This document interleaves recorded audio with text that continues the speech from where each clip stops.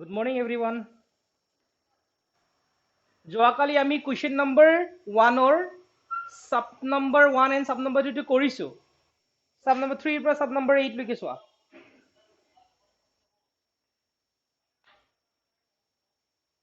number 8 to no সকলোকে number 8 to লাগিব নেকি okay number 8 to কৰি দিও মই ঠিক আছে okay তোমালোকে চোৱা এতিয়া শুনা পাই আছা ন sub number 8 to কৰাম এতিয়া আমি question number 1 or sub number 8 কি আছিলে sub number 8 to 1848 3058 3058 Arrow means English medium student. This is and okay. So solution. So first আমি কি লিখিব লাগিব প্ৰথমত কি লিখিম আমি যোৱাকালি কৰিছিলো মনত আছে ইয়াত 1848 আৰু 3058 কোনটো ডাঙৰ 1848 ডাঙৰ নে 3058 কোনটো ডাঙৰ 3058 is greater than 1848 okay তাৰ মানে আমি 3058 ক 1848 এৰে কি কৰিম আমি হৰণ কৰিম ইয়াত means English medium student you should write here 3058 is greater than 1848 so we should write this one okay that means we have to divide this by this so now what will write Euclidor colon বিধি ব্যৱহাৰ কৰি পাও Euclidor colon বিধি ব্যৱহাৰ কৰি পাও or you can write English medium student you should write by using Euclid's division algorithm we get কি পাম আমি 3058 ক কিহেৰে হৰণ কৰিম 1848 3058 ক আমি কিহেৰে হৰণ কৰিম we have to divide by 1848 how many times কিমান বাৰ যাব আমি কিমান লম আমি ইয়াত 1 লব পাৰিম ন 1848 মাইনাস কৰিম কিমান পাম কোৱাচোন 8 minus 8 0 5 minus 4 1 10 minus 8 2 ইয়াত 2 minus 1 1 so ইয়াত আমি কি লিখিম ভাজ্য equal to ভাজক into ভাগফল plus ভাগশেষ dividend equal to divisor into quotient plus remainder yesterday I have already given মই তোমাক আগতে যোৱাকালি দি দিছো ন কি লিখিম ইয়াত এইটো ভাজ্য এইটো ভাজক এইটো ভাগফল এইটো ভাগশেষ ভাজ্য equal to ভাজকটো কি আছে আমাৰ 1848 this is the dividend this is the divisor into quotient into ভাগফল কি আছে আমাৰ 1 plus ভাগশেষ remainder is how much 1210 again we have to divide this by this till then not get zero remainder we have to divide আমি remainder আমি ভাগফল sorry ভাগশেষ 0 নপোৱালৈকে আমি কি কৰিব লাগিব ডিভাইড কৰিব লাগিব এতিয়া 1848 ক আমি কিহেৰে হৰণ কৰিম 1210 আমি 3058 এৰে কৰো যদি ইটো কারেক্ট आंसर পাও তেতিয়া ইটো রাইট যদি 4 ইটো আমি आंसरটো নাপাও তেতিয়া হলে ইয়াত 4058 হ'ব ঠিক আছে 1848 ক কিহেৰে কৰিম আমি এতিয়া 1210 so how many times one time 1210 so 8 minus 0 8 4 minus 1 is 3 right 8 minus 2 is 6 so ইয়াত কি লিখিম কোৱাচোন কোৱা তোমালোকে কোৱা একি আছে ন কোৱা কি লিখিম ইয়াত 1210 right this into this into 1 plus 638 again 1210 ক আমি ডিভাইড কৰিম কি 638 1210 again আমি 638 এৰে ডিভাইড কৰিম one time 638 10 minus 8 2 10 minus 8 2 ইয়াত কি থাকিলে আমাৰ 0 10 minus 3 7 that 1 11 minus 6 5 ইয়াত কি লিখিম আমি 638 into 1 plus 572 এতিয়া আমি 638 ক কিহেৰে ডিভাইড কৰিম 572 ৰে সো ইয়াত মই কৰি দিছো ঠিক আছে 638 ক 572 তুমি ইয়াত কি 4058 যেতিয়া লৈছিলা তেতিয়া কারেক্ট आंसरটো পাইছিলা নেকি তোমালোকে কোনোবাই 3058 লৈ পেলাই কৰিছিলা 572 হ'ব ইয়াত you have done na then 3058 is the correct question right 8 minus 2 it is 6 then okay 13 minus 7 how much 6 right so here we have to write এতিয়া আমি ইয়াত কি লিখিম this into this 572 into 1 plus 66 again 572 এটুক again আমি 66 ৰে divide কৰিম 572 মানে ৰিমাইন্ডাৰ 0 নপোৱালৈকে ভাগশেষ 0 নপোৱালৈকে আমি ডিভাইড কৰিব লাগিব ঠিক আছে এতিয়া 572 66 ৰে 572 66 ৰে কিমান টাইমছ যাব ইটো 5 6 30 6 6 6 7 6 8 4 6 48 6 9 54 6 9 66 9 6 9 54 5 6 54 59 তেতিয়া হলে 8 okay 8 8 6 are 48 right 4 8 6 are 48 plus 4 52 12 minus 8 how much 4 that ki thakile 6 minus 2 4 so eta ki likhim 66 into 8 66 into 8 plus 44 again we have to divide this 66 by 44 again 66 so ami 44 e divide korim তোমালোকে বুজি পাইছা না নাই বুজি পাই আছা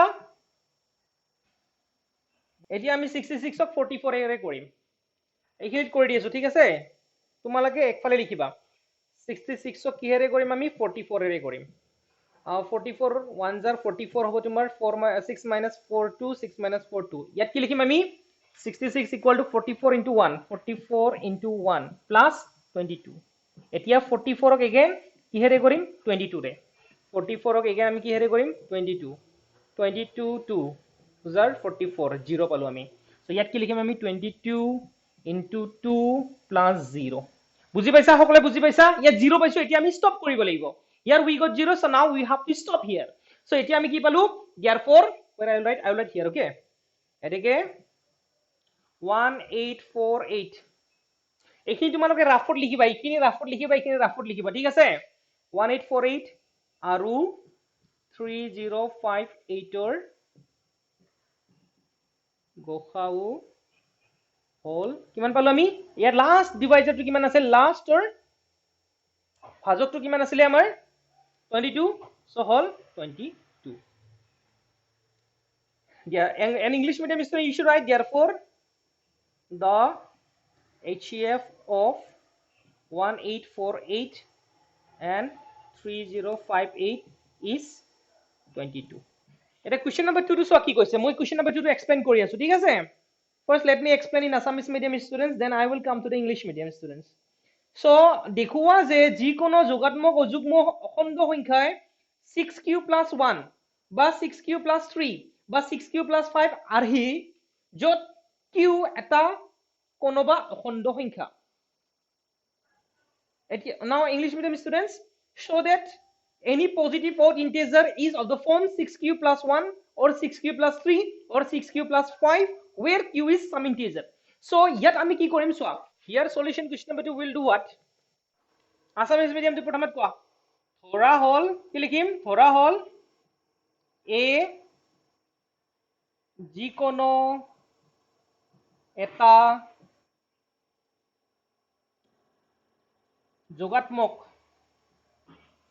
যোগাত্মক অযুগ্ম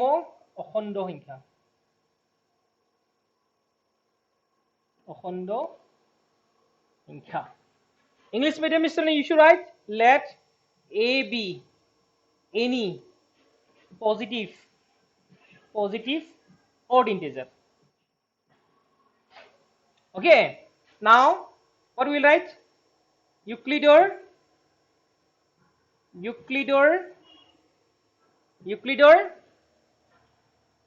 colon vidhi Euclidor কলন বিধি ব্যৱহাৰ বা ইউক্লিডৰ কলন বিধিৰ পৰা পাওঁ বুলি দিবা ইউক্লিডৰ কলন বিধিৰ পৰা পাওঁ by English medium you should write by Euclid's division algorithm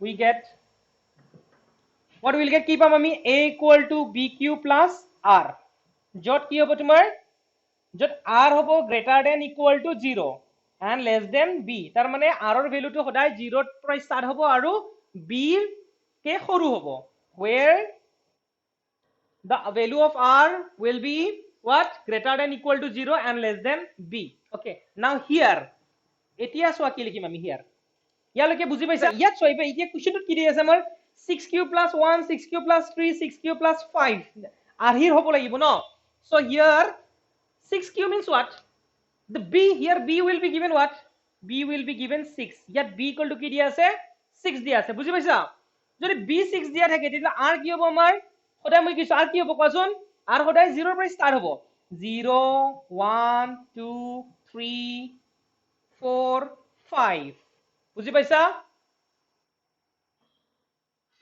সকলে পাইছা সকলে বুজি পাইছা ইয়ালৈকে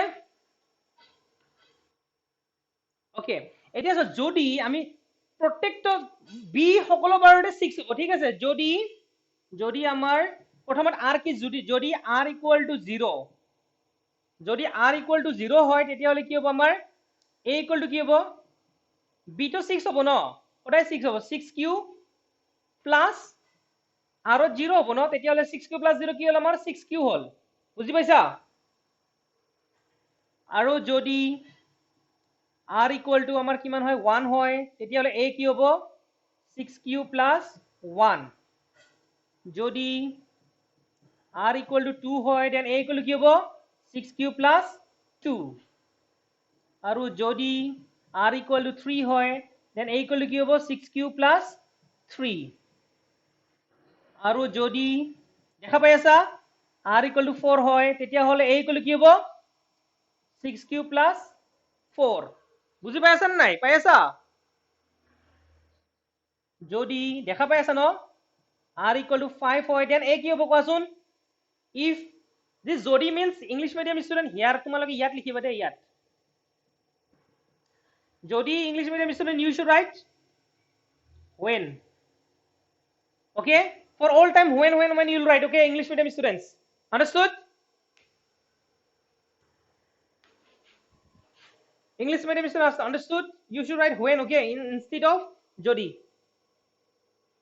বুজি পাইছা ন যদি r5 হয় then a কি হ'ব কোৱাচোন এটো কি হ'ব 6q very good ইয়ালৈকে বুজি পাইছা এতিয়া চোৱা আমাৰ এতিয়া কি হ'ব তোমালোকে যুগ্ম আৰু অযুগ্ম জানা না জানা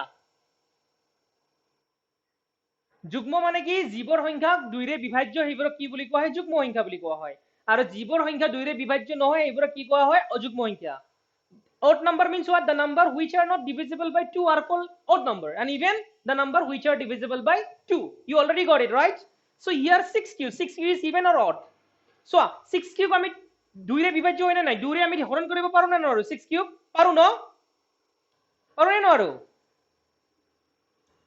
পাৰো ন তেতিয়া হলে আমাৰ কি হ'ব 6q টো কি হ'ব যুগ্ম নে অযুগ্ম হ'ব যুগ্ম হ'ব কিয় যুগ্ম হ'ব আমি ব্ৰেকেটত লিখিম কিয় যুগ্ম হ'ব যেহেতু 2 ৰে বিভাজ্য English medium student you should write যুগ্ম means you should write what even within bracket you should write since divisible by 2 understood area soya 6q plus 1 to কি হ'ব 6q আমি 2 ৰে বিভাজ্য বাট 1 to নহয় ন দুটা টাৰ্ম থাকিলে দুটাই হ'ব লাগে দুটা টাৰ্মে তোমাৰ 2 ৰে বিভাজ্য হলে তোমাৰ কি হ'ব যুগ্ম হ'ব এটো কি হ'ব আমাৰ অযুগ্ম হ'ব 1 আছে 1 তো আমি 2 ৰে বিভাজ্য নহয় ন তেতিয়া হলে কি হ'ব অযুগ্ম হ'ব দেন অযুগ্ম কিহৰ কাৰণে হল যেহেতু 2 ৰে বিভাজ্য নহয় so english medium student you should write what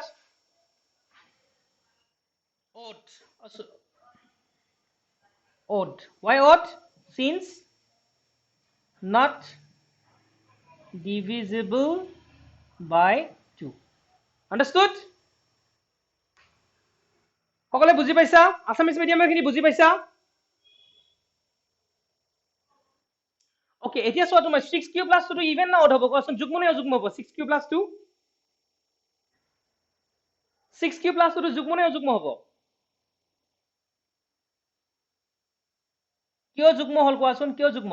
6 cube plus 2 is even or odd? English medium student, this is even, right? Why even? This is even, right? Why even? Yes, because it is divisible by 2, right? For all the cases you have to write, okay? Divisible by 2. So কিহৰ কাৰণে যুগ্ম হল অসমীয়া মিডিয়ামৰ student খিনি কোৱা? যেহেতু 2 ৰে বিভাজ্য। বুজি পাইছা? তেনেকে আমাৰ 6 কিউব প্লাস 3 টো কি হ'ব কোৱাচোন? 6 কিউব প্লাস 3 টো কি হ'ব কোৱা? এটো কি হ'ব? এটো অযুগ্ম হ'ব, ঠিক আছে? ইয়াত দেখা নাযায় দে ভালকে। বুজি পাইছা ন? মই লিখাটো বুজি পাইছা? অযুগ্ম হ'ব। কিয় অযুগ্ম হয় ইয়াত? কিয় অযুগ্ম হ'ব? যেহেতু 2 ৰে বিভাজ্য নহয়। আৰু English medium student you should add what? Odd. Why odd? Since not divisible by, yes. Then 6 cube plus 4 টো কি হ'ব কোৱাচোন? যুগ্ম নে অযুগ্ম? 6 cube plus 2 টো কি হ'ব? যুগ্ম হ'ব। কিয় যুগ্ম হল? কিয় যুগ্ম? 2 ৰে বিভাজ্য। 2 ৰে বিভাজ্য বুলি লিখি দিবা, ঠিক আছে? আৰু 6 cube plus 5 টো কি হ'ব তোমাৰ? যুগ্ম নে অযুগ্ম? অযুগ্ম হ'ব। English medium student you should write odd. কিয় অযুগ্ম কোৱাচোন? কিয় অযুগ্ম হল এইটো? 2 ৰে বিভাজ্য নহয় বুলি লিখিবা। স্টেটমেন্টটো লিখিব পাৰিবা, নিজে লিখিব পাৰিবা? সকলে নিজে লিখিব পাৰিবা? ইয়াতে মই লিখা নাই বাকিবোৰ। পাৰিবা? Okay. Can you write it by yourself? Why this is odd? Because not divisible by 2. Why this is even? Because divisible by 2. All you have to fill up this. Understood? তোমালোকে নিজে এইটো লিখিব পাৰিবা ন? Okay. এইটো লিখি লোৱা। এতিয়া তোমালোকে চোৱা। কুৱেশ্যন নম্বৰ কি দি আছে চোৱা। ইয়াত লিখিম মই লাষ্ট লাইনটো, ঠিক আছে? কুৱেশ্যনটো চোৱা এতিয়া। কুৱেশ্যন কি দি আছে আমাৰ? দেখুওৱা যে যিকোনো যোগাত্মক অযুগ্ম অখণ্ড সংখ্যায় 6 কিউব প্লাস 1 বা 6 কিউব প্লাস 3 বা 6 কিউব প্লাস 5 আৰ্হিৰ হ'ব। সো গোটেইবোৰ অযুগ্মবোৰ কি হ'ব? And English medium student, here just we have to show any positive or integer is of the form 6 cube plus 1, 6 cube plus 3 or 6 cube plus 5. So ইয়াতে আমি অযুগ্মবোৰ কি পালো আমি? এই 6 cube plus 1 অযুগ্ম। আৰু কি পাইছো অযুগ্ম? আৰু অযুগ্ম কি পাইছো কোৱাচোন? 6 cube plus 3. আৰু এটা কি পাইছো অযুগ্ম? 6 cube plus 5. Here the order what? Odd we got, this is the order, right? 6 cube plus 1. Again odd, which one? 6 cube plus 3. Again odd, which one? This 6 cube plus 5. So we have to show this one, right?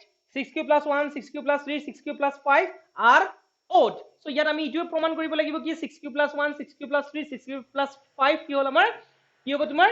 অযুগ্ম হ'ব। So ইটো আমি পাই গলো ন? So তোমালোকে direct এতিয়া কুৱেশ্যনৰ পৰা লিখিবা।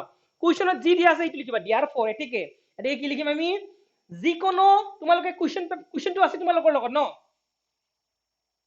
কুৱেশ্যনৰ পৰা লিখি লোৱা। তুমি নিজে লিখিব পাৰিবা? মই কৈ দি আছো তোমালোকে লিখা। টেক্সট বুকত কুৱেশ্যনটো চোৱা, তাৰ পৰা লিখিবা, যিকোনৰ পৰা লিখিবা।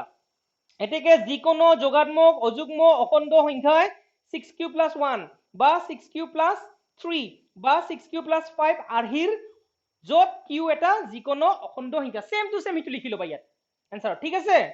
And English medium student, you should write from the question. Last statement you should write from the question. That is what? Therefore you can write, therefore you have to start from any. Okay, therefore any positive odd integer is of the form 6 cube plus 1 or 6 cube plus 3 or 6 cube plus 5 where q is some integer. Can you write it by yourself? বুজি পাইছা? ইটো লিখি লোৱা, ইটো লিখি লৈছা? এইখিনি গোটে লিখিছা? English medium students, you finished? Do you finish? All of you finished?